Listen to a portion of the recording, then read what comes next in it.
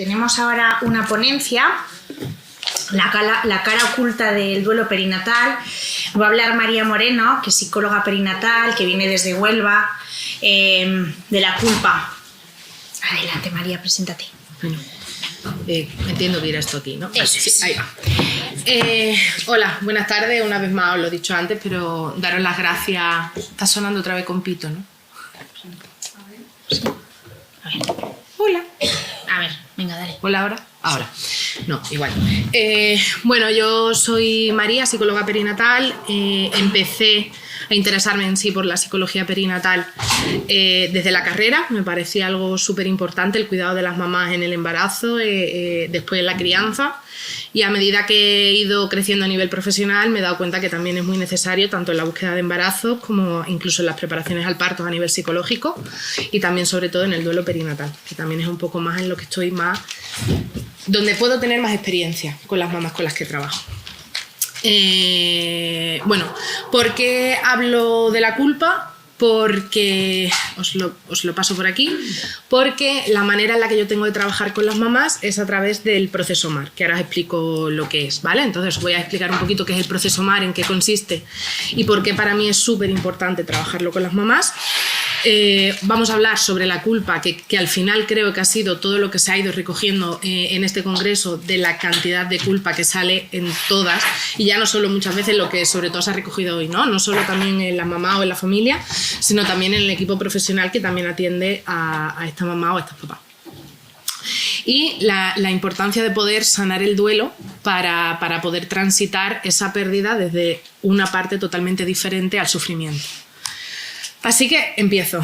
El proceso MAR, en realidad no es simplemente MAR, debería haber puesto punticos, pero no los he puesto, significa movimiento hacia el agradecido recuerdo. Y básicamente la idea en sí de este proceso es transformar todo el sufrimiento que pueda tener la mamá, el papá, la familia, quien sea, en agradecido recuerdo. ¿Cómo? Ahora después lo explico. Su creador es Carlos Odriozola, es un psicólogo, es de aquí, es de Donosti, y defiende este proceso después de mucho trabajo de duelo con familias y la necesidad de integrar a todos los niveles que tiene la persona el proceso de duelo y todo lo que ello conlleva. Por lo que este proceso al final termina siendo un modelo psicológico que termina siendo de corte humanista y también integrativo a nivel entero de la persona. Porque creo que es importante, porque muchas veces a nivel profesional se creen que el duelo básicamente es corre un tupido velo, esto ha pasado por aquí y ya está, ¿no? Y muchas veces como que no se atiende esa necesidad que pueda tener a nivel psicológica esa mamá. Por lo que al final no es el olvido de este bebé o de esta bebé, sino desde el agradecido recuerdo y transitar por las diferentes emociones que se pueden experimentar en un duelo. Este es un proceso que contempla diferentes vías, tanto a nivel intelectual, emocional, corporal y espiritual, que hoy hemos visto una parte súper importante gracias a Monse, básicamente porque es necesario integrar todas y cada una de estas partes para poder transitar un duelo de la manera más favorable posible. Porque muchas veces el trabajo que me he encontrado con las mamás es que hay como una especie de corte. O sea, yo a nivel de cabeza sé que no tengo culpa, yo he hecho todo lo que podía hacer, pero una vez que empezamos a conectar con el cuerpo es como decir, hostia, es que mi cuerpo me ha fallado, es que yo he matado a mi hijo, es que, y es mucho dolor al final el poder decir, espérate, vamos a integrar todo esto de una manera que a ti te aporte, que a ti te pueda ayudar. ¿Por qué? Porque nuestro cuerpo tiene memoria a nivel emocional, tiene memoria sensitiva, por eso es súper importante poder hacer todo ese trabajo con narrativa, con autobiografía, porque se hace también, ahora explico si queréis un poquito más, y básicamente es intentar elaborar todo el pasado, todo el presente y todo el futuro que esa mamá va a tener una vez que sufre una pérdida. Vuelvo a repetir, mamá, papá. Es cierto que he atendido a bastantes mujeres, solo me ha aparecido un padre. De todo este proceso vino una pareja. Siempre han sido las madres, aunque los padres después han acompañado en el resto del proceso.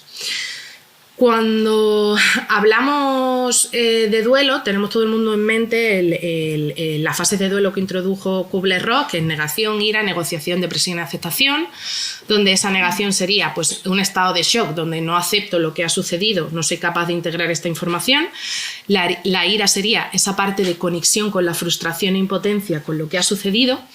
La negociación sería voy intentando integrar un poco, aunque todavía tengo la esperanza de que esto no cambie. Después, esa depresión es ese sentimiento vale, esto está sucediendo, la muerte ha sucedido, pero todavía no estoy bien a nivel emocional, físico, psicológico. Y después se produce la aceptación. Muchas veces, si nos quedamos solo en esta parte, podemos pensar que es como un proceso súper lineal. Y cualquier persona que haya sufrido un duelo, independientemente de sea un hijo, una pareja, haya perdido un trabajo, una amistad se haya roto, cualquier tipo de duelo, porque atravesamos duelos casi a diario, sabemos que esto no tiene nada que ver así. Básicamente un duelo se podría ver algo así, donde habrá veces que estaremos arriba, veces que estaremos abajo, veces que estaremos detrás, veces que estaremos más para adelante, y muchas veces todo ese tipo de sentimiento es una frustración constante de decir, joder, no estoy... Perdón. Vale, primero, soy súper mal hablada, perdón. Todo lo que estoy haciendo, todo lo que me estoy esforzando, al final no sirve para nada porque siempre vuelvo para atrás. Y es importante el conocer a las mamás que sí, vuelves para atrás, es un proceso totalmente absoluto normal de pérdida. Porque la verdad es que los duelos hay que elaborarlos, o por lo menos como yo lo entiendo. El duelo se tiene que elaborar porque tú tienes que trabajar en ello. Por eso, Carlos Odriozola, cuando propone este proceso, el proceso MAR, lo que hace son fases de elaboración del duelo, donde la primera sería la aceptación, la segunda la conexión con el dolor y la rabia, que la rabia se me ha ido para abajo, después la identificación y saneamiento de las culpas y el agradecimiento y la reutilización de la pérdida en beneficio de la humanidad. ¿Por qué Carlos Odriozola, a diferente de Kubler-Ross, parte de la aceptación? Porque es importante, como seres humanos, integrar en sí todo lo que supone una muerte. Muerte, pérdida, trabajo, lo que sea. Porque necesitamos, para llegar a ello, necesitamos una serie de subconceptos previos, desde la irreversibilidad, la no corporeidad, muchas, que ahora mismo no me acuerdo. Necesitamos aceptar que lo que ha sucedido es irreversible, que no vamos a poder hacer absolutamente nada por cambiar esta situación. Por eso es súper importante tener conciencia de los duelos se elaboran cuando se puede. No podemos forzar a nadie tampoco a realizar un proceso de duelo o algún tipo de este proceso si la mamá no está preparada para hacerlo. Mamá, vuelvo a repetir, mamá, papá, quien sea de la familia.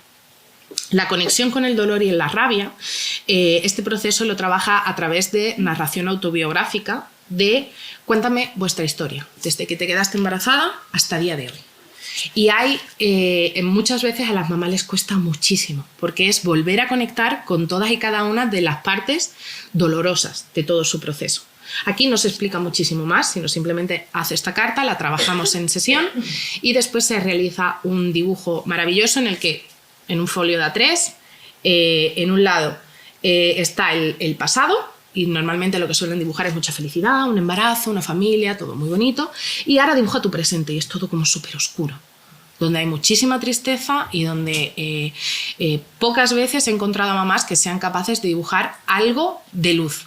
Y de verdad, porque yo muchas veces les digo que se llene entero el papel de lo que tú necesites expresar. Menos de palabras, tú dibuja. Por eso decía que también se hacía integrativo a nivel de dibujo. Después, la identificación y saneamiento de las culpas es un momento muy duro. Carlos Odriozola lo llama como la noche más oscura del alma, porque es escribir la misma historia, pero vista solo desde las culpas. Y ahora os voy a explicar después el tema de las culpas, ¿vale? Aquí la mamá tiene que contar desde minuto 1 que se entera de que está embarazada hasta día de hoy todas y cada una de las situaciones por las que ha sentido culpa. Es un momento muy doloroso. Además, yo siempre les digo, si es posible, cuando estés haciéndolo, que no haya nadie cerca, porque tú, si necesitas llorar, si necesitas gritar, si necesitas pegar 4 voces, que hagas lo que necesites y tengas un espacio de seguridad para poder hacerlo. Después, ¿qué se hace con esto? Pues después se trabaja en sesión la misma carta y se le pide que identifique las 3 culpas que le parecen las más dolorosas y se trabaja en una silla vacía. Silla vacía que muchas veces es espectacular. De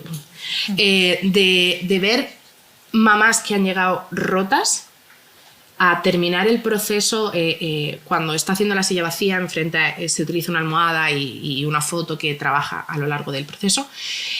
Cuando termina esa silla vacía y le dices, coge el cojín y abrázalo. Perfectamente puede ser 15-20 minutos con una madre llorando, dando las gracias, porque una de las últimas preguntas que se le hace poniendo voz de ¿perdonas a tu madre por los errores que has cometido? Y para mí es mágico, es que tengo aquí los pelicos de punta y la canción de antes tampoco me ayuda mucho. Es maravilloso ese proceso de liberación emocional, de liberarse de todas y cada una de las culpas que ha tenido.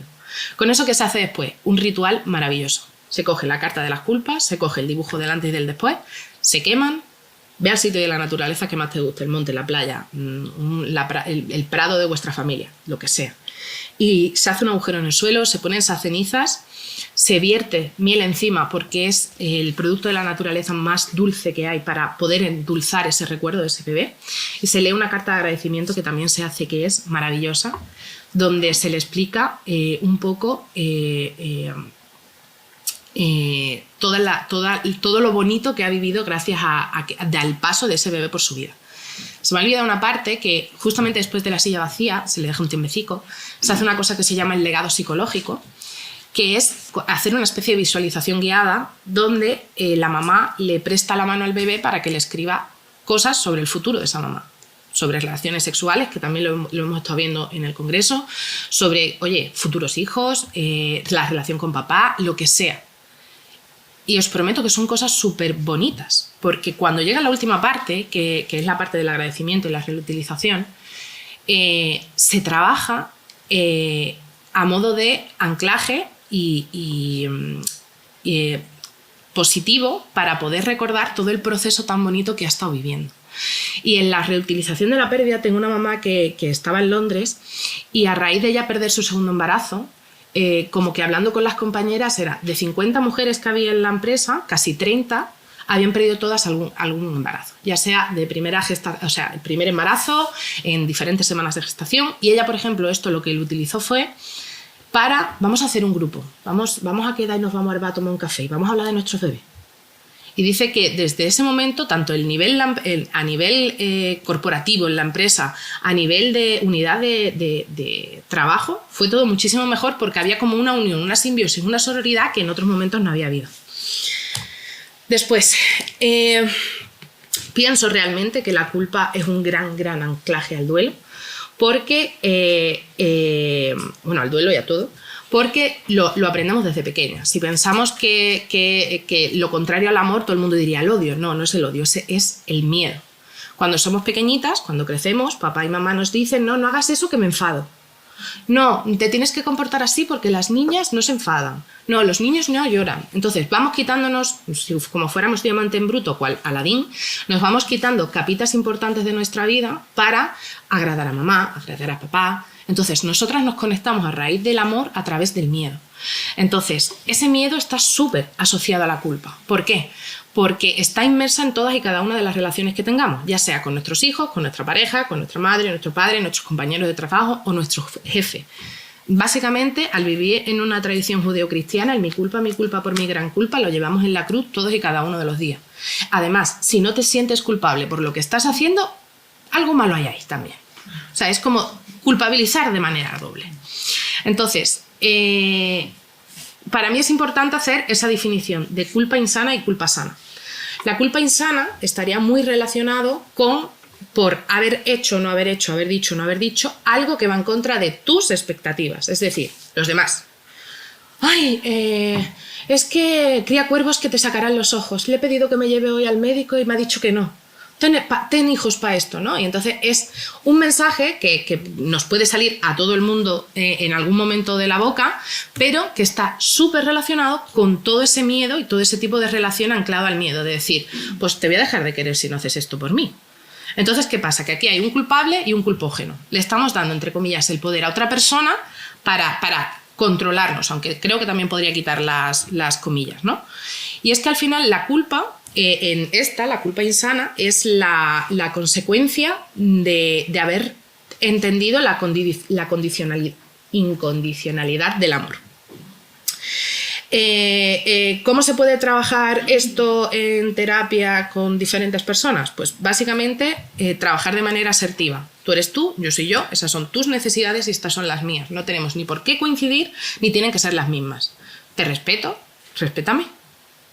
Básicamente es el pedir esa individualidad y ese permiso, ¿no? ¿Por qué? Porque si podemos hacer esto, podemos integrar muchas de las cosas y muchas heridas que también tenemos de infancia. Y una de las características también que tiene esta culpa es que no nos desequilibra en ánimo emocional. Aunque la relación con nuestra madre puede ser brutal y cada vez que la llamemos nos dan ganas de bloquearla, no nos desequilibra en ánimo emocional en nuestro día a día, más allá que la relación con ella. Pero en cambio, cuando hablamos de la culpa sana, hay un sentimiento de indignidad por haber dicho, por no haber dicho, por haber hecho, por no haber hecho, algo que está en contra de mis valores. Y lo hemos visto en esta jornada. Al final los valores son subjetivos. Y mis valores a lo mejor como madre son, jamás voy a gritarle a mi hijo porque a mí me gritaban de pequeña y de repente me descubro un jueves a las 8:30 de la tarde pegándole un grito porque no se ha duchado y se lo he dicho ya 4 veces. Entonces, esa culpa es arrebatadora, es muy dolorosa. ¿Por qué? Porque cuando yo empiezo a hacer cosas que siempre dije que nunca iba a hacer, mi autoestima al final me la voy mermando poco a poco y me voy haciendo muchísimo daño.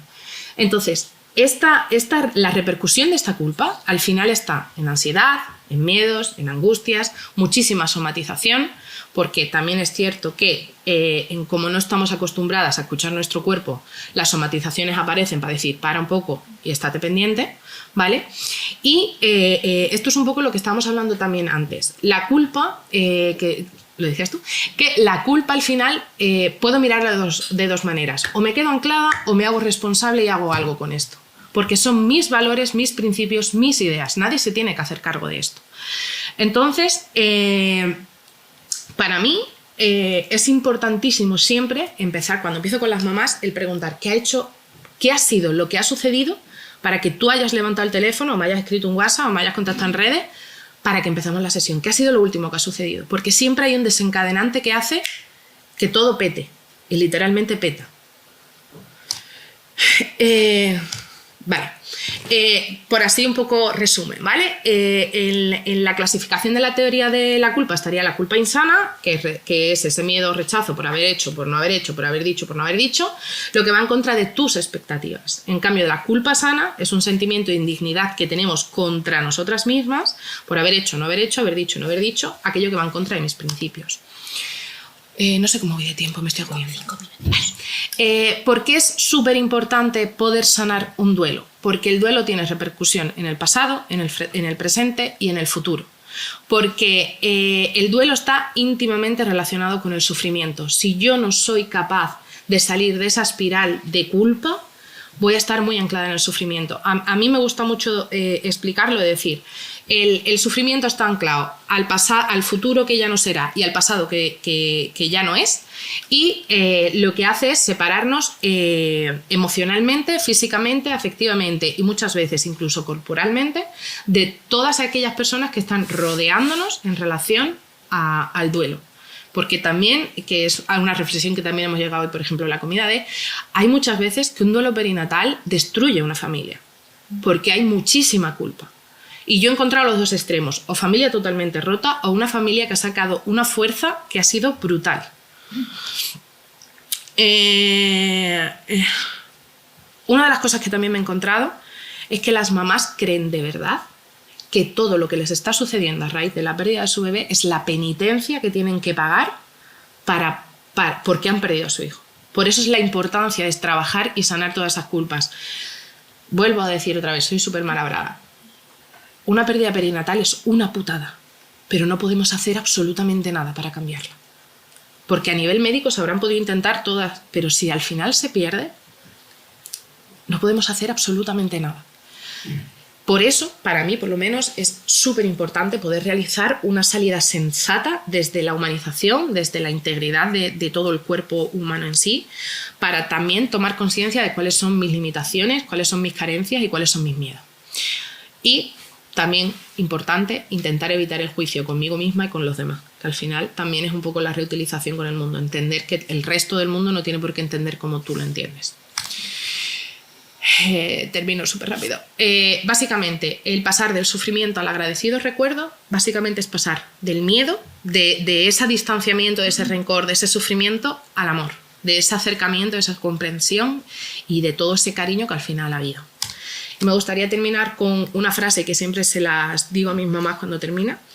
La muerte te quita el hoy y el mañana, pero no el ayer. Lo que ha sido es ya para siempre jamás. Cuando una vida acaba, nace esa frágil, prodigiosa y sublime eternidad de vivir en otros, inmortalidad que solo los seres humanos conocen. Y hasta aquí. Muchísimas gracias.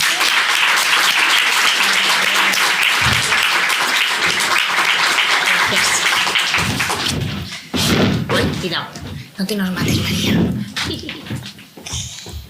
Bueno, pues gracias, María. Venga, vamos a por la última ponencia y abrimos turno de palabra.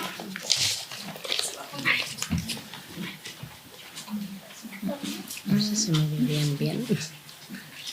Que luego hay veces que se me mueven letras y tal. ¿Dónde está? iCloud. Nere. ¿Dónde se ve el pendrive? ¿Por qué no lo veo? ¿Cuál es el pendrive de Nereida? Vale, el pendrive de Nereida está preparado para que yo, un Mac, lo lea. No me digas. Me digas. Si no, yo tengo la que me mandaste. Y si no, la tengo en el email también, que soy yo muy previsora y me la mando en varios sitios, pero Vale, espera. no sabía que los Mac tenían. Se ven, no sé si tienes algo que poner ahí que no sé. Las panúas. Sí. Primera ayuda. Joder, no sé qué. Se está borrando, se está borrando, se está borrando. No pasa nada, tengo todo guardado en otro lado. Qué bien que veréis ahora. Acepta. El control. Ahí, pones panovas en la... aquí. Ahí está. Sí. Vale, ahí está. Ponencias. Sí. ¿Eh? La última. Ahí, sí, eso. Bueno, vamos a por la última ponencia con Nereida Barricarte. Nereida es miembro de Escuuchi, que es psicóloga perinatal y además es la mujer que forma en Escuuchi, que tenemos madrinas, que son madres que acompañan a otras madres, y Nereida las forma en acompañamiento emocional. Cancelar. Ya está. Ciérralo y Venga, que sea lo vamos que a ellos Que sea lo que Seguimos ellos con quieran. Vale, así y así, ¿vale? Vale, para uno y para otro, ¿no?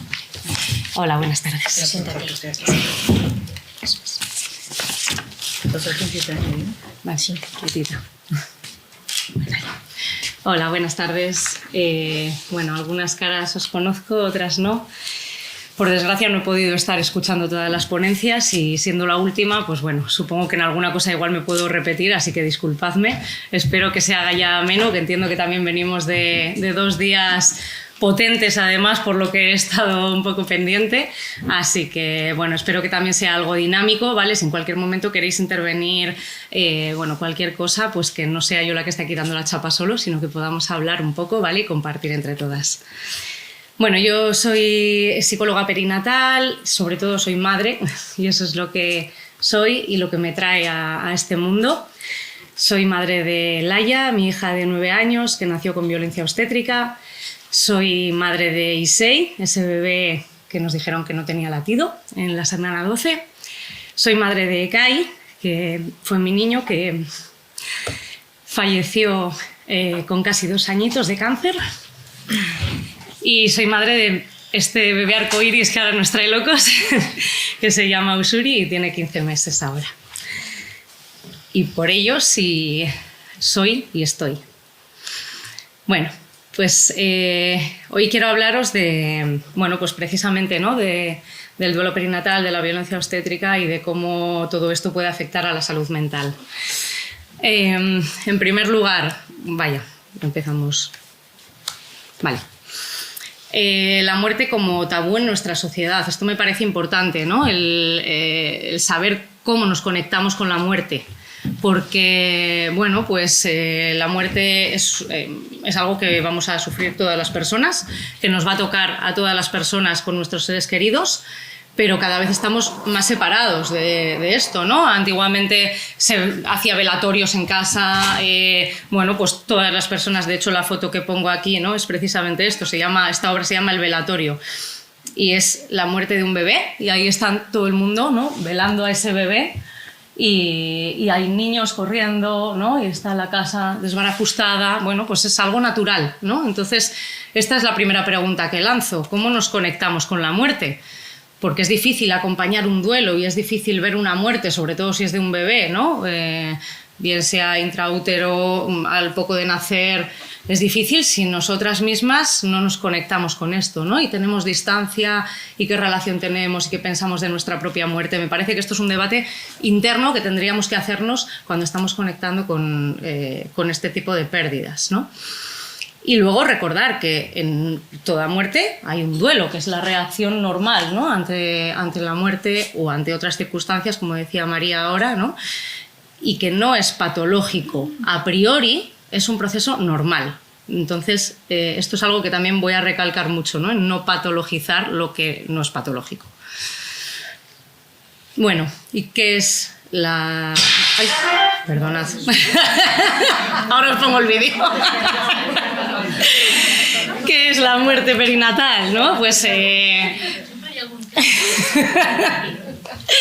la muerte perinatal es esta muerte, ¿no? Que se da durante el periodo de gestación o que se da durante la propia, ¿no? Durante esa gestación o al nacer o a los pocos días de nacer. Y esto, bueno, pues genera un duelo que a día de hoy está desautorizado, ¿no? Es una muerte antinatural, bueno, pues inversa al ciclo biológico. Esperamos como padres, madres, morirnos y que después se mueran nuestros hijos e hijas, ¿no? No al contrario. Entonces, este duelo no está reconocido.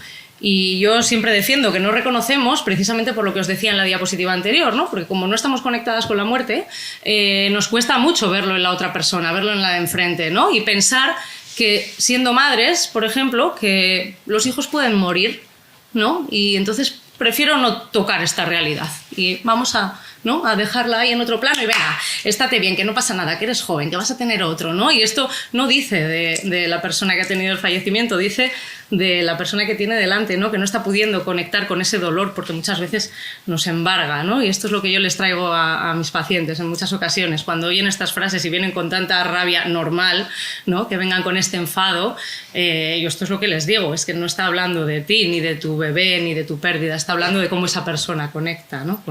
con esto. Y además hay momentos en los que pues, no se ha podido reconocer porque además no es una muerte que haya sido consciente a nivel social, porque quizás ha sido pues eso, en un primer trimestre donde todavía no tenía mucha barriguita, no se me veía, no me han visto con un bebé, no me han visto comprar un carrito, no he dado la noticia aún, ¿no? Entonces todavía esto genera pues bueno, más soledad, ¿no? Si cabe. Y además, como la palabra es tan importante, porque ¿no? es lo que define también el pensamiento, es que encima las personas que hemos perdido a nuestros hijos o hijas no tenemos un término que nos defina, ¿no? Y ya en 2017 la Federación de Padres y Madres de Niños con Cáncer lanzan este término de huérfilo o huérfila, ¿no? Solicitando a la RAE que por favor nos nombre para darnos una identidad, ¿no? Y darnos un reconocimiento. Pues bueno, la RAE a día de hoy todavía lo tiene en el observatorio de palabras, ¿no? Han podido meter almóndiga, pero no han metido huérfilo.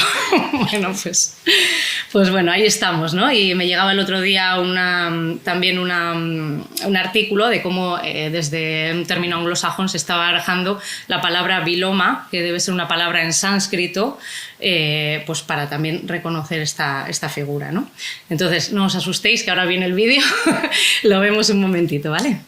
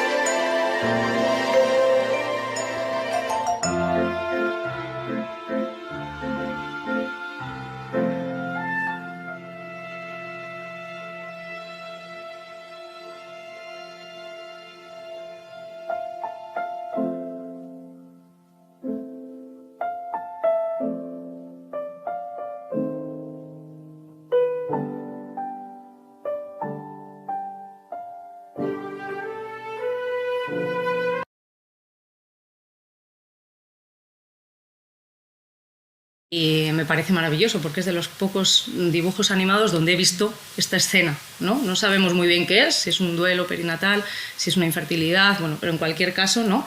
Me parece que es una forma de reconocerlo también. Y lo traigo aquí este vídeo porque me parece interesante entender que el proceso de búsqueda de maternidad, digamos, ¿no? O paternidad, no empieza en el positivo de la mujer, empieza mucho antes, ¿no? Empieza cuando están mirando las nubes y pensando que, bueno, pues igual somos padres, ¿no? ¿Qué te parece en esta idea? Entonces mirar qué recorrido tiene para cuando la mujer llega, ¿no? Y por ejemplo le dicen ese no hay latido en la semana 12, ¿no? No lleva 12 semanas de maternidad, lleva más, ¿vale? Por eso lo traigo. Bueno, los datos que nos arroja el Instituto Nacional de Estadísticas es que hasta bueno, en el año 2021, ¿no? Que es donde están estos datos, que en España 4 de cada 1000 nacimientos tienen una pérdida perinatal. Y aquí entran desde la semana 22 de gestación hasta los 28 días después de nacer. Pero fijaros todo el primer trimestre lo que quedaría, ¿no? Y luego supongo que habréis visto, ¿no? Pues estos datos que daba Uma Manita también, donde también ellas mismas pues dicen que falta muchísimo que meter ahí, ¿no? Y luego que hay muchos tipos de pérdidas perinatales, ¿no? Están las interrupciones de embarazo, muertes, bueno, pues lo que decíamos, ¿no? Intraútero, intraparto, neonatal, también las muertes en embarazos múltiples, donde vemos a un bebé pero quizá hay otro que no ha llegado a sobrevivir, bueno, y un montón más en fecundación in vitro, bueno, pues en muchísimos procesos, ¿no? Para que veamos también el peso que tiene todo esto. Ay, no me pasa. Ahora, por entender un poco la muerte perinatal desde otro punto, bueno, pues os traigo la teoría ecológica de los sistemas, ¿no? Donde se habla, pues bueno, de diferentes sistemas que nos hacen entender un poco todo esto, ¿no? El sistema, el microsistema, que sería como el punto fundamental. Yo ahí pongo a madre y a bebé, que me parece que es una diada que no se puede romper. Entonces sería el bebé, cómo tratamos a este bebé cuando fallece, qué hacemos con su cuerpo, ¿no? Cómo tratamos a esa madre, que le permitimos desde la diada que ya tienen construida en el embarazo, ¿no? Para no romperla también, aunque haya fallecido. Tendríamos después otro sistema un poco más alejado de ahí, pero cerca, ¿no? Que estaría la familia, los amigos, el vecindario, mi médica de cabecera, que, bueno, pues que igual me da una pastilla porque seguro que acabas con depresión por lo que ha pasado, yo qué sé. O la familia que me dice que, nada, no te preocupes, que ya vendrán otros, ¿no? Cómo construimos el duelo desde ahí. También tenemos un sistema un poco más alejado todavía, ¿no? Pues sería los medios de comunicación, qué información nos trasladan, ¿no? La familia extensa también, bueno, pues diferentes organismos. Y luego un sistema aún mayor, ¿no? Que, como es pues la legislación. Qué importante esto de que ahora, por ejemplo, las bajas de maternidad y paternidad, ¿no? Los cambios que ha habido en los últimos años para poder solicitarla, cómo nos construye la identidad de madre en duelo, que podamos estar de baja de maternidad, ¿no? Cuando nuestro bebé ha fallecido. O ahora, por ejemplo, también el tema de que podamos inscribir a nuestros bebés y que dejen de estar en ese apartado del legajo de criaturas abortivas. Fijaros que me cuesta hasta decirlo. Bueno, pues todo esto también construye el duelo desde un punto diferente, ¿no? Según cómo se trabaje.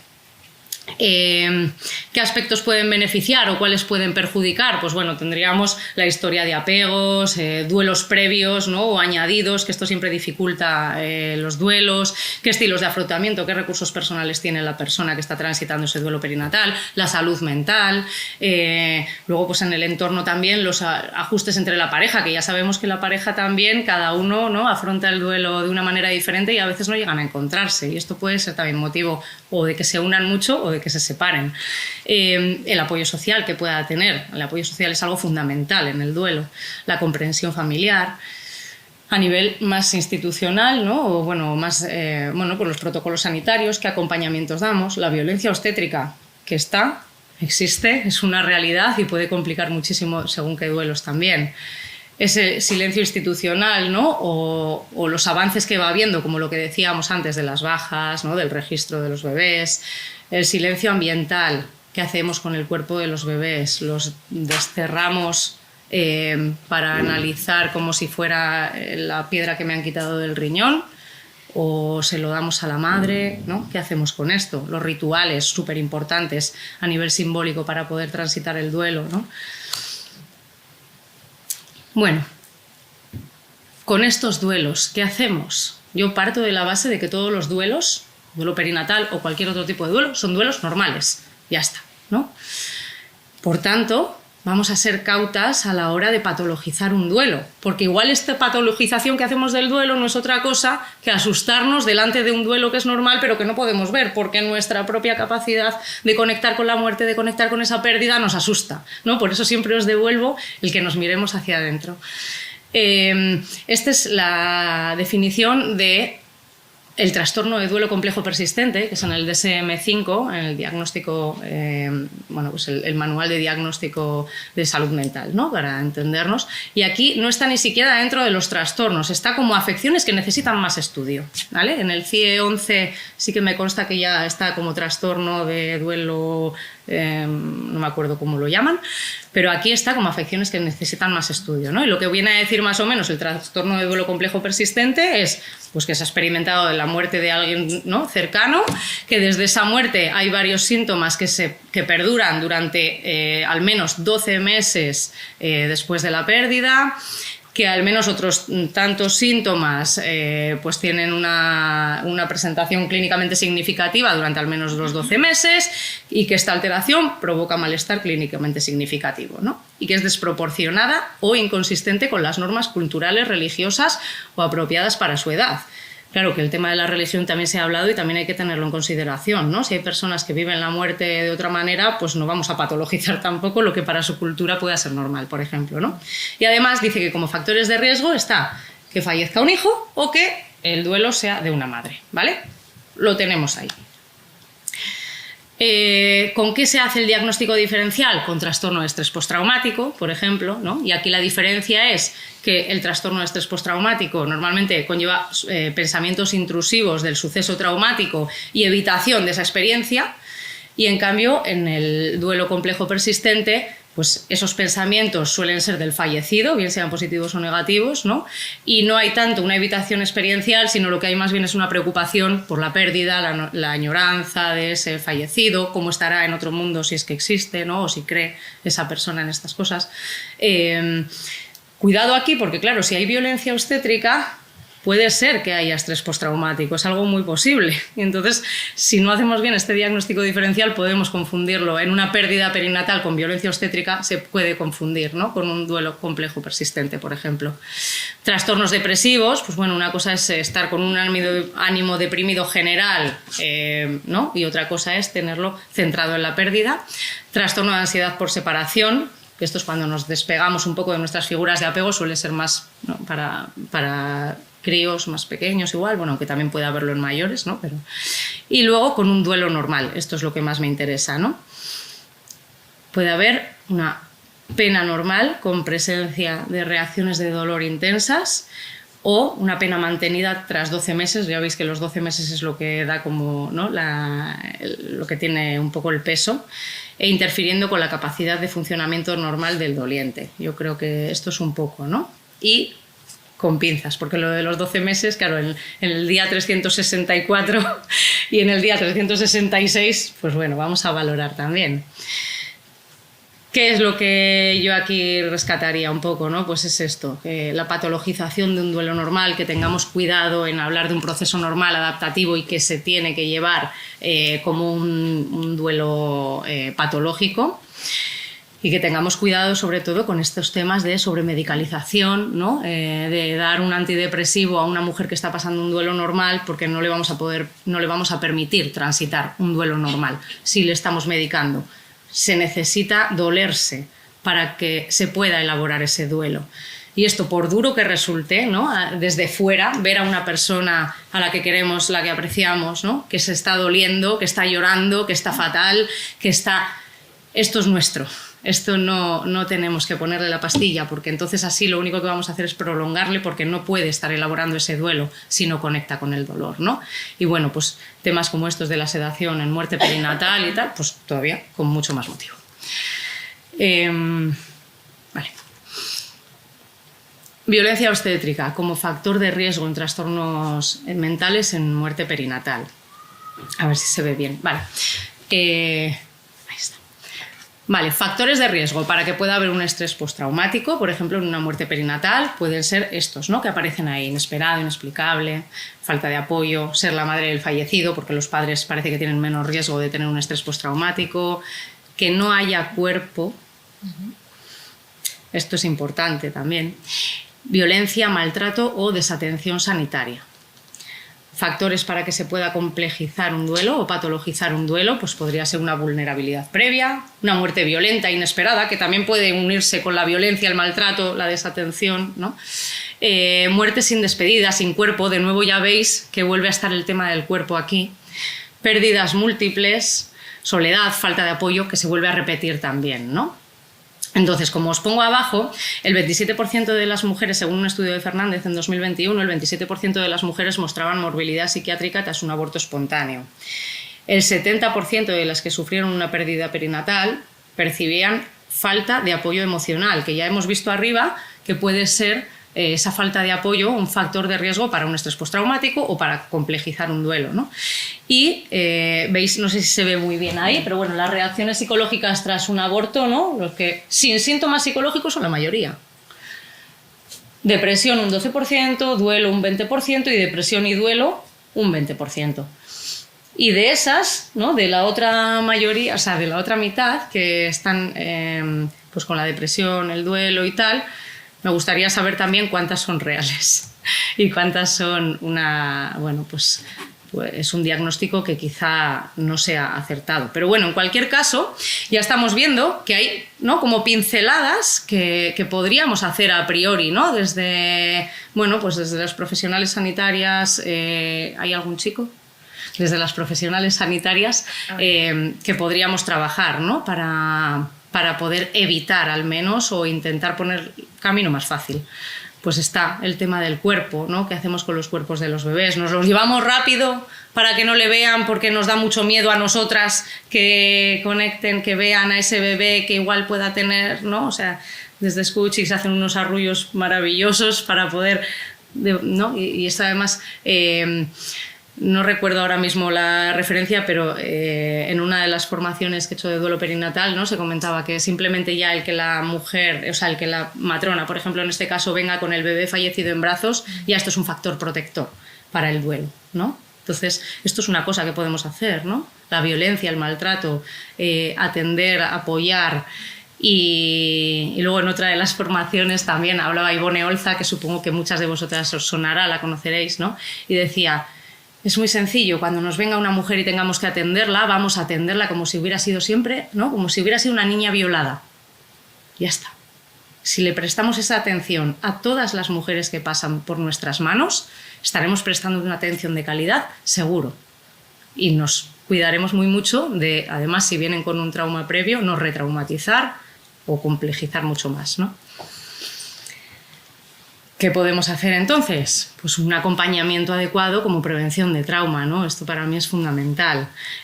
Aquí os doy unas pinceladas: escuchar, reconocer, validar, un apoyo profesional, los grupos de apoyo. Yo soy muy pro grupos, me parecen súper potentes, bien cuidados, y esto también es algo que suele ser muy adecuado, ¿no?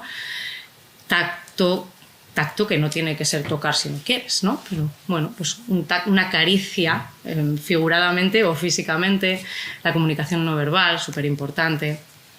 Bueno, esto es uno de los métodos, pero para mí sobre todo es la humanización, la escucha empática, el acompañamiento, los cuidados primarios del duelo, informar, porque esto también va, ¿no? Me parece que es algo fundamental. Informar a las mujeres, a las madres, no infantilizar, porque pueden tomar sus decisiones, podemos hablarlas desde una postura adulta y que sepan lo que está pasando y que sepan lo que va a pasar, ¿no? Y no protegerles, porque las estamos protegiendo a ellas, nos estamos protegiendo a nosotras. Normalizar, no culpabilizar, ¿no?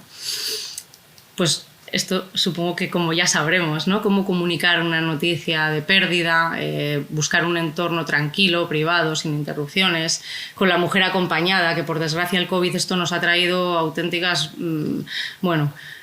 barbaridades que entiendo que por las circunstancias al final se han tenido que hacer de determinado modo, pero barbaridades me refiero a cómo luego las mujeres han sufrido todo esto, ¿no? Con un lenguaje sencillo, conciso, explicando pasos, opciones, ¿no? Para darles la opción de poder elegir qué es lo que quieren también, ¿no? Respondiendo dudas, comunicación no verbal cuidada, dando tiempo, que si estamos viendo que hay una mujer que le dices que no hay latido e inmediatamente le estás diciendo que pase allí a la sala contraria para que se lleve a cabo la pérdida, ¿no? Y le das la pastilla y bueno, que no pasa nada, que pueden tener tiempo, igual pueden volver al día siguiente, mascar un poco ¿no? la noticia, ver qué es todo esto, hacerse cargo de que su bebé ha fallecido, también evitando mucha culpa después, ¿no? Que no da tiempo ni a ser consciente de lo que está pasando. Cuidar el momento del parto, del nacimiento, sea un bebé vivo o sea un bebé fallecido.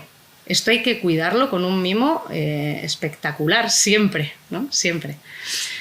Favorecer la despedida, como ya sabemos, ¿no? Pues ver y estar con el bebé. Recordáis que antes hablábamos de qué pasa con el cuerpo, ¿no? Cómo puede ser un factor de riesgo para un estrés postraumático, para que se complejice un duelo. Pues el bebé ese bebé ha estado X tiempo en la barriga de esta mamá, ¿no? Y tendrá que poder conocerle, despedirse, si ella quiere, pero esto se lo podemos aconsejar también, ¿no? Que no nos frene el miedo que nosotras podamos tener. Allanar el camino de después, el manejo de la lactancia. Fijaros, yo recuerdo que esto, por ejemplo, bueno, con María lo llevé cuando falleció mi hijo, con 22 meses tenía en ese momento y yo le estaba dando lactancia todavía y yo le dije al pediatra, ¿no? De cuidados paliativos, ¿y ahora yo qué hago con mi lactancia? Y él me decía, nunca lo hubiera valorado ni pensado esto, ¿no? Entonces ahí María me acompañó, hizo donación al banco de leche. Y bueno, pues esto también hay que tenerlo presente, ¿no? ¿Qué quiere hacer esa mamá? Igual hay veces que en un primer trimestre puede ser que suceda, ¿no? Que ya haya una lactancia. Bueno, pues vamos a ver qué opciones hay. Recursos, grupos de apoyo al duelo, ¿no? Como decía, acompañamiento en ese duelo con psicoeducación, saber que efectivamente no vamos a pasar por fases, ¿no? De esto, lo otro y ya está, y se acabó. No, que esto va a ser un sube y baja, un ir y venir y que todo esto está bien, ¿no? Yo les digo muchas veces a mis pacientes que es como un tobogán, ¿no? En algunos momentos van a estar en, no sé cómo se dice, un tobogán, un sube y baja de estos de peques, ¿no? Que algunos momentos van a estar en momentos de conexión con el dolor y otros momentos van a estar en la reconstrucción de la vida, ¿no? Y esto está bien porque van a tener esos momentos para todo. Escucha, consuelo, vínculo terapéutico. Bueno, y protocolos, súper importante. No dejarlo a como cada cual podamos gestionarlo de la mejor manera que podamos en cada momento, que si está todo ya un poco marcado según evidencia, ¿no? E intentando cuidar las cosas de la mejor manera posible, que eso no me cabe duda que siempre se intenta hacer así, pero a veces no tenemos los recursos, no tenemos los conocimientos, ¿no? Entonces, si esto lo hacemos con unos protocolos adecuados, pues ya está, pues todos seguimos una línea que entiendo que todo el mundo queremos, que es cuidar estas situaciones al máximo posible. Bueno, yo hoy quería traeros un caso. Es una mujer que acompaño, que le he pedido permiso para poder traer aquí su caso, para que ella nos pueda contar, porque para mí es fundamental dar voz a las mujeres, y el año pasado también lo hice así, con algunos testimonios de la investigación que había hecho, ¿no? Y este año me parecía que en vez de contarlo yo, pues que nos cuente un poco ella. Este es un dibujo que ella hizo de una de sus pérdidas. Y este de aquí abajo es un ritual que hizo por sus pérdidas, precisamente, ¿no? Además, bueno, pues es un ritual que venía un poco de estos rituales que hacen en México, ¿no? Del Día de Muertos y tal, pues un poco con esa idea, ¿no? Entonces, si os parece, vamos a escucharla, luego comentamos una pinceladita y ya me callo. Mi nombre es Leo. He tenido 3 pérdidas gestacionales y, bueno, pues mi experiencia es que, salvo muy contadas excepciones, pues que he recibido muy maltrato por parte del personal sanitario. Creo que el primer hito de mi historia pues fue cuando me enteré con 37 años que me faltaba una trompa de falopio. bueno, fui a una clínica privada a hacerme una revisión antes de intentar quedarme embarazada. Le llevé los informes que tenía, porque me operaron de un quiste en una trompa de falopio con 16 años y bueno, pues cuando tenía 37 me enteré que no tenía trompa. Y nunca, pues los médicos que me atendieron con 16 años no me lo dijeron a mí y no se lo dijeron a mis padres. Por ejemplo, cuando bueno, me hicieron una prueba en mi último embarazo, las pruebas de las 12 semanas me las hicieron con 14 semanas. La ginecóloga vio que había algo que no estaba bien y nos mandaron a un especialista en Gasteiz. Y cuando llegamos allí, pues el hombre que me atendió, pues puso en marcha el ecógrafo y me soltó así, me dijo, bueno, pues la naturaleza ya ha hecho lo que tenía que hacer. Y yo le dije, ¿tengo que entender que me estás diciendo que mi hijo está muerto? Y me dijo, sí. Y nada, pues después de decir esto, pues decidió que tenía que sacar una muestra de no sé qué para hacer el diagnóstico y nada, pues estuvo como 20 minutos o así intentando sacar la muestra y bueno, pues para mí fue algo pues muy doloroso físicamente por un lado, porque le costó muchísimo y sí fue físicamente doloroso. Y emocionalmente fue horrible, ¿no? Porque, bueno, pues yo acababa de saber que mi hijo había muerto y ¿no? Estaba ahí sola, no le dijeron a mi pareja que saliese. Y bueno, pues, no, pues ahí en la camilla aguantando el dolor. O sea, y bueno, pues desgraciadamente no ha sido pues, la única vez, ¿no? Que me he sentido maltratada por el sistema. Cuando llamé a Donostia Reproducción Asistida para saber la autopsia de mi tercer hijo, la ginecóloga, bueno, que ya sabía que había tenido otros dos abortos, pero en los que no había habido diagnóstico, bueno, pues me dejó por teléfono que yo nunca iba a poder tener hijos de forma natural. Así, pero con estas palabras, tú nunca podrás tener hijos de forma natural. A lo que añade la coletilla, y Osakidetza no te puede atender o no te va a atender y tendrás que ir a la privada. Y joder, me pareció una crueldad terrible. No sé, porque creo que ese tipo de noticias no se pueden dar ni con esa contundencia ni de forma telefónica. O sea, yo el primero fue un aborto retenido, entonces al día siguiente de detectármelo me dieron una pastilla para que lo expulsase.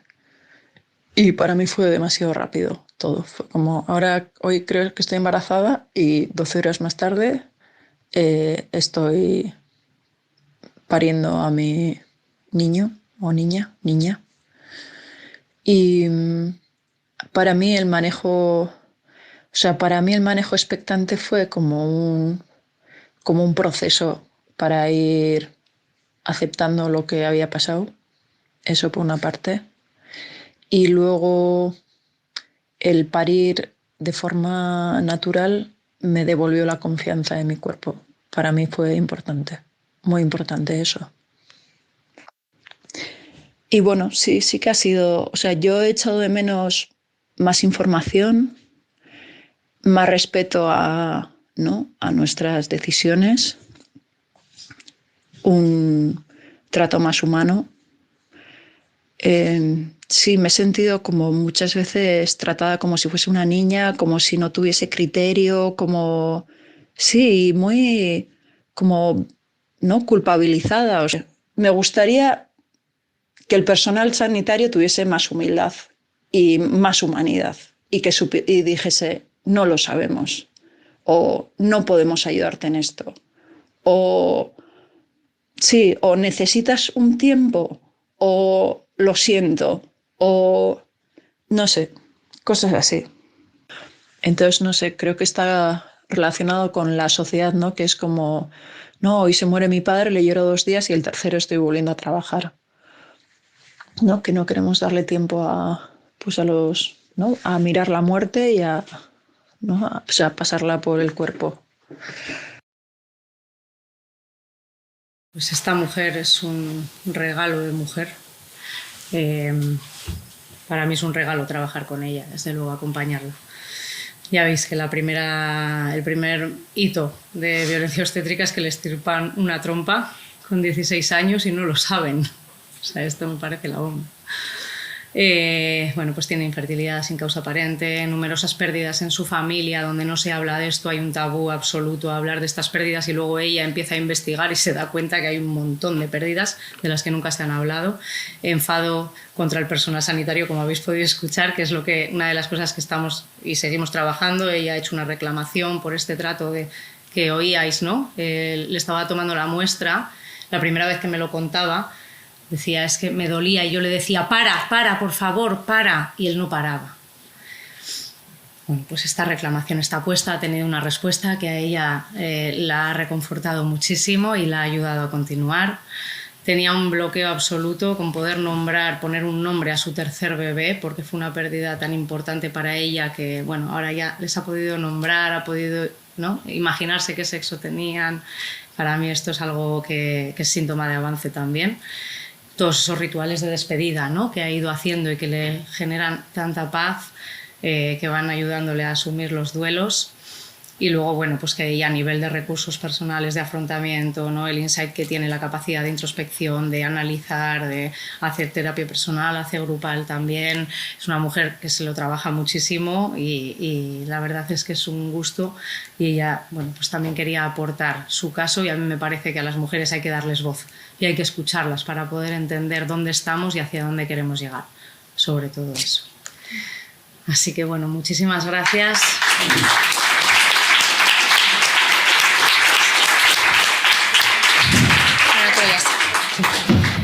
Bueno, pues vamos a abrir un pequeño y último espacio de compartir. La que tenga que marchar, que se marche. Eso es, tranquilas. Las que nos quedemos, pues nos quedamos así como en petit comité. Sí, y ahora es el turno, pues, de si os apetece hacerles alguna pregunta, si queréis compartir, tranquilas, cualquier cosa, pues, de la mañana que se haya quedado pendiente, compartir cualquier cosa del congreso, que ya estamos casi finalizando, pues ahora es vuestro turno. No voy a ir con el micrófono porque ya estamos tan poquitas que no hace falta, yo creo. Os levantáis y vamos.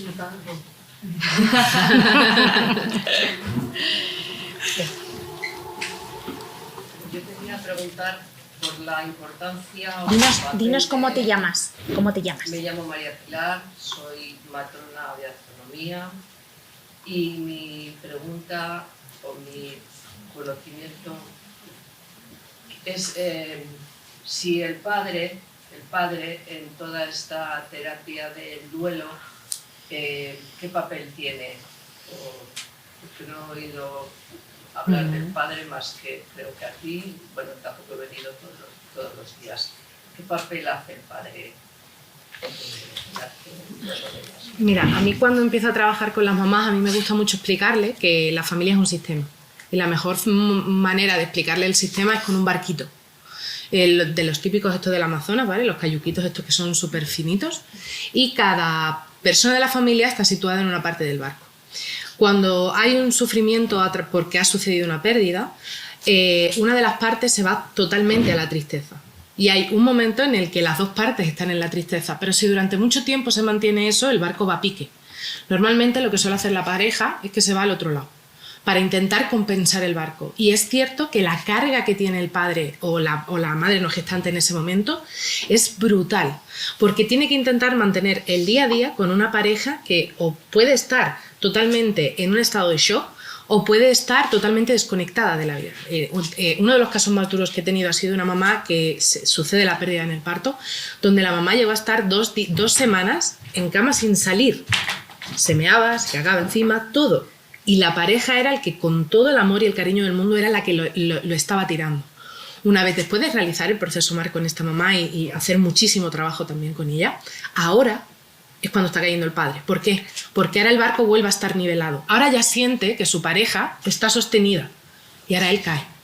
No caen normalmente a los mismos niveles, porque por desgracia, el estado heteropatriarcal que tenemos, los hombres no están tan conectados con esos sentimientos de tristeza, de duelo, pero el haber participado, por ejemplo, en los rituales que decía, ¿no? en el ritual de despedida, hace que puedan expresar cosas que en otro momento nunca hubieran expresado. Para mí, por ejemplo, una de las cosas que yo siempre hago, por eso antes decía, de todas las mamás con las que he trabajado solo ha venido uno, no ha venido nadie más, pero yo siempre invito a que la pareja que venga en el momento que lo necesite. ¿La realidad cuál es? Pues que estando en su papel de fortaleza absoluta, es como si no se pudieran permitir entrar en el dolor, porque el barco va a pique, y literalmente va a pique. Y no sé si te he respondido. No sé si querías tú decir algo. No, sí, estoy de acuerdo. Vamos. De hecho, normalmente las parejas, cuando son, por ejemplo, parejas, bueno, pues un hombre y una mujer, ¿no? Suelen tener también recursos de afrontamiento diferentes, ¿no? Entonces, es verdad que las mujeres ya por el sistema, efectivamente, ¿no? Y por estos estereotipos que tenemos y todo lo que... pues bueno, las mujeres normalmente nos permitimos más, por lo menos, hablar del dolor, conectar con el dolor, hablar de los sentimientos. Los hombres suelen tener más otros recursos, ¿no? Vuelven antes a trabajar, ¿no? Es como vuelven al dinamismo de nuevo. Pero, y esto yo para mí también hay algo que yo esto también sí que lo comento mucho, ¿no? Que tengan cuidado, porque es verdad que cada uno también, desde sus recursos de afrontamiento personales, van a funcionar de una manera, y hay veces que las madres pueden entender que el padre no está igual de dolido, que no le importa la pérdida. Que hay muchísimo ¿no? enfado también. Claro, muchísimo enfado claro. con la pareja, porque no está conectado al mismo nivel. Eso es. Entonces, bueno, yo también les hablo de esto, ¿no? Que es que, claro, cuando uno está abajo, el otro tiene que estar arriba, porque es que si no caen, ¿no? Como pareja, si los dos están abajo, a ver quién sostiene esa familia, ¿no? Y estando los dos arriba, pues tampoco pueden mantenerse. Entonces, bueno, pues que cuidado con las parejas, y yo también les suelo invitar a que, si les apetece, normalmente son las madres las que vienen, pero siempre les digo, ¿no? Que si tu pareja quiere venir, si os apetece venir un día a los dos, tal, pues también para comentar todo esto, claro. Yo creo que también es cierto que una mujer que está embarazada está construyendo una identidad como madre desde el inicio del embarazo, y el padre no. Entonces el punto de partida también es diferente. Normalmente no está en el mismo punto en el que está la mujer, porque no ha sufrido las transformaciones a nivel ninguno, ni cerebral, ni corporal, ni emocional, que ha sufrido la mujer. Entonces no están tampoco en el mismo momento vital. Y no solamente es lo emocional, es lo hormonal, claro. También. La mujer está hormonada, y ellos no. Claro. Y por eso también la interpretación que hace la mujer de verle más desconectado que ella, ¿no? ¿Cómo puede transformar esto a la pareja, ¿no? Es que hemos perdido a un hijo y tú no sientes nada y no te da igual, ¿no? Entonces esto, cuidado también con ello.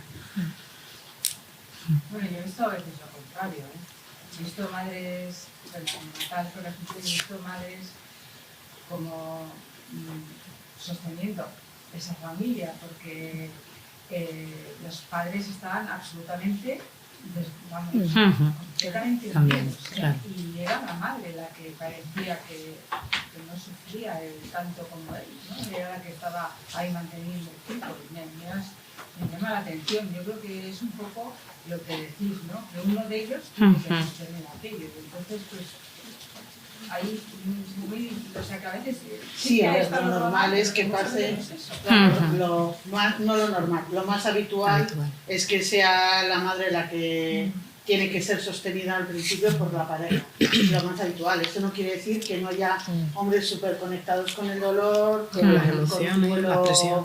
Y también saber si hay otros hijos o hijas, porque yo creo que también hay muchas madres que son las que arrancan, ¿no?, a sostener. Muchas veces también, igual cuando hay otros hijos o hijas, ¿no?, en esta sobrecompensación de pérdida de mi hijo, tengo estos, ¿no?, y sostengo y mantengo, también a ver hasta qué punto es capaz de mantener, ¿no?, porque es la consecuencia posterior. Eso es, que al final el duelo lo tiene que transitar igual, en algún momento peta, efectivamente. Muchas veces les pasa eso, que tienen otros hijos y ellas están manteniendo el hijo y ellos no pueden. Me ha pasado hace muy poquito y yo lo veía, o sea, y ella estaba ahí manteniendo el tipo porque tenía que ir. Ujú. Es verdad. Pero luego al final se cambia, ¿eh? Sí. Al final Y qué bien, porque tiene que ser así. ¿no? Una pregunta. En las situaciones en las que... Alto, porque si no al final no. En las situaciones en las que es la propia mujer la que demanda, por ejemplo, a veces una sedación, ¿no? Cuando dice, por favor, ¿me podéis dar algo para poder dormir? O en los casos en los que de primeras el ofrecerles ver el cuerpo de su bebé les resulta como impactante, incluso tienen un rechazo, ¿cómo es la mejor manera para abordar eso y qué palabras son las que creéis que son más adecuadas para pues generar el menor daño posible en ese momento? Yo creo que, por lo menos para mí, creo que lo importante es el tiempo. Porque a lo mejor no querrá ver su bebé ahora la misma mamá, ¿vale? De la que estaba hablando antes. Durante 3 días, que también se lo comentaba antes a María, ingresada en el ala de maternidad, escuchando muchísimos bebés llorando, le fueron a meter a una mamá con un bebé allí, hasta como ella estaba muy muy disociada, la dejaron ingresada simplemente por saber cómo evolucionaba. Pues hasta que no fue a dar el alta, ella no tuvo la necesidad de poder ver a su hija. Entonces es tiempo. Yo, por ejemplo, aquí voy a meterme cuña publi, en mi página web, en María Moreno Perinatal, yo tengo 2 planes de parto. Uno es la muerte perinatal y otro en la interrupción del embarazo, donde básicamente son reflexiones. O sea, oye, ¿necesitas algo? ¿Tienes alguna creencia religiosa y te gustaría estar acompañada desde este nivel? O sea, al final son reflexiones que al final la madre tiene también que tomar la decisión. Porque creo que también hay muchísima culpa, porque además tú también lo tenías puesto ahí, cuando toma una decisión, pero después a lo mejor no quería tomar esa decisión y la ha tomado por no haber tenido tiempo. Por eso creo que es súper importante tener ese tiempo. No sé si te he respondido. Y además del tiempo, yo añadiría también, ¿no?, la relación que se establezca, porque muchas veces también, si por ejemplo, bueno, no sé, ¿tú eres matrona? Perdona, sí. Vale, si por ejemplo tú como matrona, ¿no?, coges a ese bebé y le preguntas a la madre si quiere verlo, a veces igual la madre te dice que no, pero el padre dice que sí, por decir, y lo coge el padre.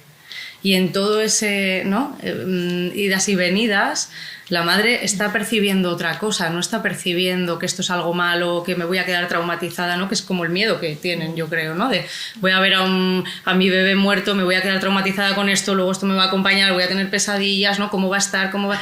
Pero si lo naturalizamos y le damos el respeto y la delicadeza que merece, yo creo que también ayuda a esa madre a vivirlo de otra manera, ¿no? Y el tiempo, es un claro, factor de protección al final.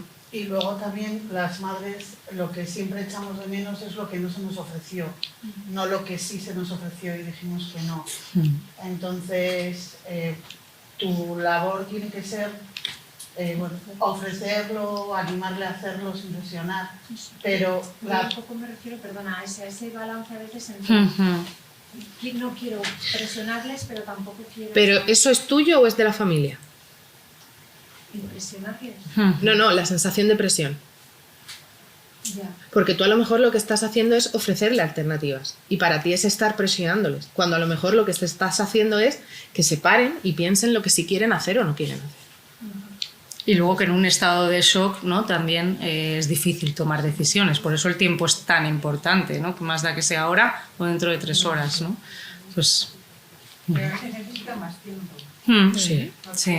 a mí es una cosa que os quiero plantear también, ¿no? Porque ayer yo tuve un caso y entonces, claro, yo vi que esos padres estaban completamente... Yo entiendo que es porque tú te quieres proteger del dolor y entonces como que te esperas de tu hijo, no lo quieres coger, no quieres verlo, no quieres ver lo que cuando va a morir, todo esto, ¿no? Y yo entiendo esa reacción de una madre. Pero claro, a mí me ha pasado alguna vez que unos padres han perdido a su bebé, no han querido nada, y después de 1 o 2 años me han llamado a ver si yo tenía alguna fotografía o alguna cosa. Entonces, yo ayer pensando todo esto por la tarde, pues pensé, bueno, pues, y si cuando ocurre esto, que los padres están tan despegados, que no hay tiempo, porque no puedes estar mucho tiempo esperando allí con un bebé. no podemos, por ejemplo, encargar una fotografía, meterla en la historia y dejarla en la historia del bebé. Eso hay en hospitales que se están haciendo. Eso es. Se está haciendo las fotos con cámaras instantáneas que las adjuntan a la historia para que en caso de que los padres reclamen en algún momento alguna imagen, Es que yo lo hice en aquel momento y Cuidado con los bebés vivos. Cuidado con los bebés vivos. Un bebé difunto no tiene derecho de imagen, pero un bebé vivo tiene que responder sus padres por él. O sea, deberías pedir permiso para hacerle la foto. Cuidado. Es que ahí, ¿te acuerdas que comiendo hemos dicho, a veces hay derechos y leyes que hay una que se pone contra la otra? A mí me sirve, si te sirve, te digo lo que yo hago muchas veces, es buscar un aliado externo a la pareja para que custodie esa fotografía. A veces le digo a los papás, en este momento estáis decidiendo esto, sé de sobras que a veces esto puede cambiar, ¿te parece si busco a alguien para que tenga esa fotografía y olvídate de que la tienen? Y si más adelante, y más de una vez lo he hecho con una abuela, con una hermana, con una mejor amiga. La mamá esta que os comenté, ella cogió a su bebé, ella vistió a su bebé, todo. Pero lo que nunca hizo fue una foto. Ella tuvo la suerte de que pudo entrar familia externa. Y sin decir absolutamente nada, alguien echó la foto. Entonces, una de las cosas que estuvimos trabajando es que no tenía ningún recuerdo visual de su hija. La casualidad que después de haber estado trabajando esto sin ella decir absolutamente, sin ella haber dicho absolutamente nada, esta persona le dice, aquí tienes una foto de Lola. Sí, pues yo fue porque esa niña tenía la tripa mal, había sacado una fotografía y salía su cara. Entonces cuando me llamó a ver si yo tenía, porque yo le había pedido permiso para sacarle fotos a la niña, a los padres. Entonces, después de 2 años me llaman a ver si tenían una foto de la niña, casualidad, en una foto salía su cara. Entonces corté la parte que se veía de la tripa y le mandé la foto. O sea, y entonces por eso ayer pensé, pues estos padres que se han despegado tanto de su hijo, que creo que en un futuro se arrepienten de no haber tenido una foto o tener cosas de tener una foto. Que las cunas frías son necesarias. Está el tema de las cunas frías para el tema de los tiempos, que es un debate, bueno, hay algún hospital en España que ya las tienen, pero que es un debate que sale siempre que se habla del tema del duelo, ¿no? No sé si conocéis lo que es. Hay unas cunitas que mantienen el cuerpo del bebé en condiciones hasta que pues la familia decida verlo.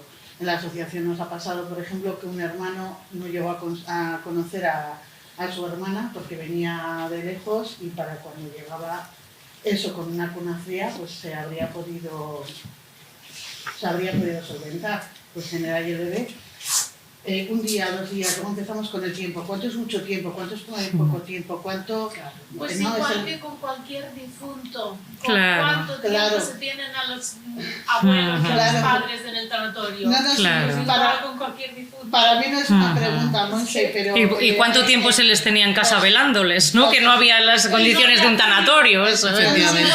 Sí, para mí no es una pregunta, pero los hospitales enseguida te dicen, es que se van a quedar ahí... A ver si no suena y no la lío. No, que es que luego la realidad... Fijaros, ponía... Los bebés no los podemos vestir, bañar, no sé qué, no sé cuántos. Es tan fácil como hablar con el patólogo del hospital y le dices, oye, si nosotros bañamos y vestimos a un bebé, esto va a interferir en la autopsia, y el patólogo te va a decir, evidentemente no.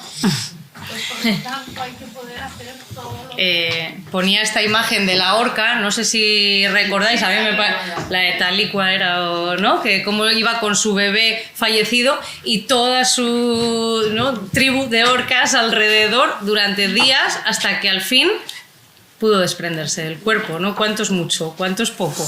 Pues lo que cada cual necesite, ¿qué más da? Estos días que hemos estado hablando de países que también nos marcan un poco, si puedo poner ¿no?, un... hacia dónde vamos.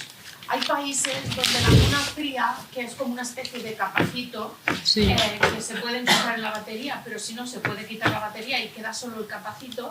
Hay países que aquí no, porque la legislación mortuoria de España no lo permite sacar un cuerpo si no es a través de una funeraria. Pero hay países donde se permite llevar ese bebé a pasear al parque, a llevarlo a la playa y sentarte con él a decirle lo mucho que le quieres. Incluso hay familias que lo han tenido 10 días, que lo han tenido en la cuna que estaba destinada para ser la suya. O sea, ahora nos parece una barbaridad, pero hacia ahí vamos, hacia ahí vamos. Y las cunas frías evidentemente han venido a facilitar esto. Ahora es como, ¿en serio que te vas a llevar al bebé 2 días y lo vas a poner a dormir una noche en su cuna? Pues a lo mejor dentro de 5 años estamos hablando de que... Y esto con adultos con cuidados paliativos pasa, fallecen en casa y nadie te dice, venga, 1 hora ya, fuera, ¿no? O sea, Claro. mi hijo falleció en casa y yo estuve toda la noche con mi hijo fallecido. Y ya está, vino el pediatra, firmó el acta y llamar cuando consideréis al tanatorio, ¿no? Ya está, ¿qué más da? ¿Qué prisa hay? Es que parece que tenemos ahí como, ¿no? Lo que decía esta mujer, ¿no? Que os ponía la... Venga, pues fallece tu padre, fallece no sé qué, venga, y al día siguiente, en 2 días, ya está todo resuelto y a trabajar. Pues, bueno. Y hay una diferencia también muy importante, porque tú eres enfermera de Sí, pediatría. lo tengo en Instagram.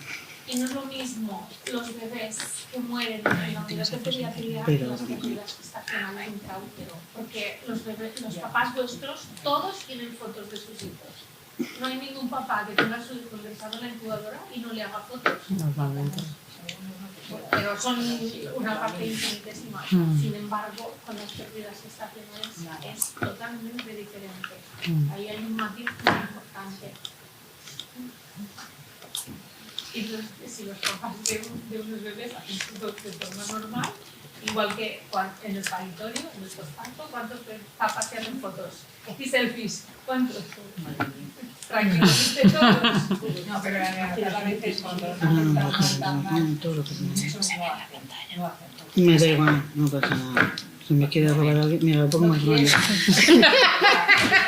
Joder, es que qué rabia, es que no encuentro la ponencia. Pusiste en el colegio de enfermería, Sí. pues te sirve de consuelo. A lo mejor es ese tiempo y el ir contrastando Es que eso es lo que me esa inclina. negativa que está, ¿no? Yo creo No te lo has hilado. Aquí las eso es que yo Aquí creo está. Es como para adelante, para atrás, para adelante, para atrás. No, Es que yo creo que también es la Aquí de está. los profesionales lo que Está ella bien, decía, está. ¿no? Lo de, Ten cuidado que pues, se Sí. hablar con ellos, coger a tú al bebé y ofrecérselo. Normalizar la situación, que no nos dé miedo a nosotras la muerte, porque es que si vamos con ese miedo, claro que les estamos transmitiendo, ¿no? Yo creo que depende mucho Claro. de los profesionales. Que los padres entiendan eso. yo con vuestro permiso y con el permiso de María, os quiero poner un vídeo en el que, en mi opinión, bueno, el trabajo que hacen con esta familia es impecable y que, bueno, yo es a lo que aspiro, a que en algún momento en España los bebés fallecidos se traten así y las familias puedan despedir así a sus bebés. Os aviso que bueno, es muy emotivo, pero me parece una bonita forma de poder, si os parece bien, cerrar el congreso. Y aquí eso, se ve una cuna fría. En el bebé en el primer momento está en una cuna fría. ¿Puede aumentar la pantalla? No, siempre ahí se Ahí, puede ahí, hacer, sí. lo que pasa es que está el sonido. A ver.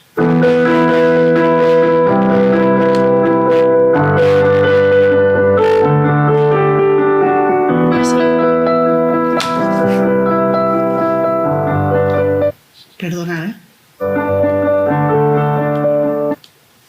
Alguien nos está.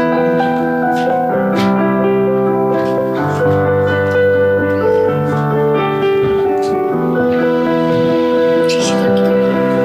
Ya ves.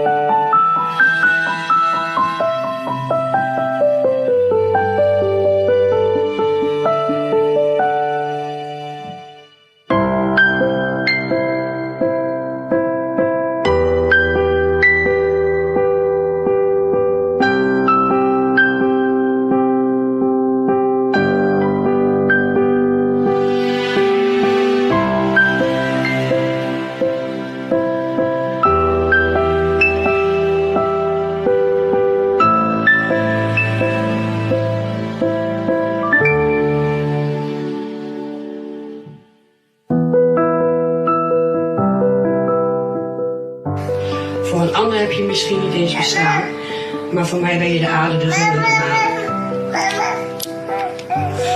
Hou voor jou.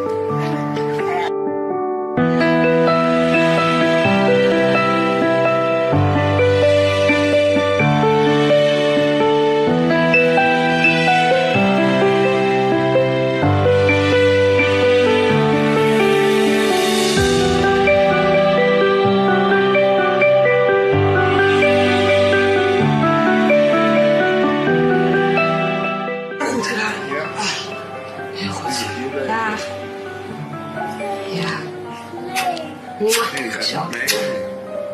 Dag. Ja.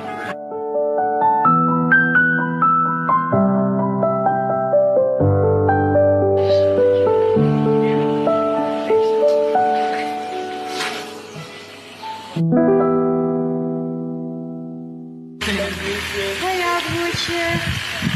Hoi, lief broertje.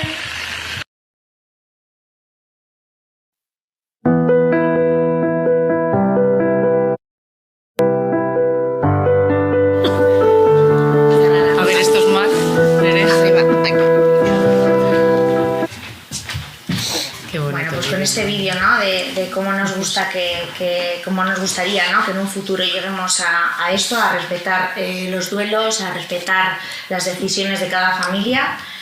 Por supuesto, no me quiero olvidar de todos los bebés, ¿no? Que nos han traído aquí, que por eso Escuchi que existe. Daros las gracias a todas las que habéis aguantado hasta el final, a todas las ponentes que habéis venido de tan lejos, Monse, por supuesto, por el apoyo desde FEDUC.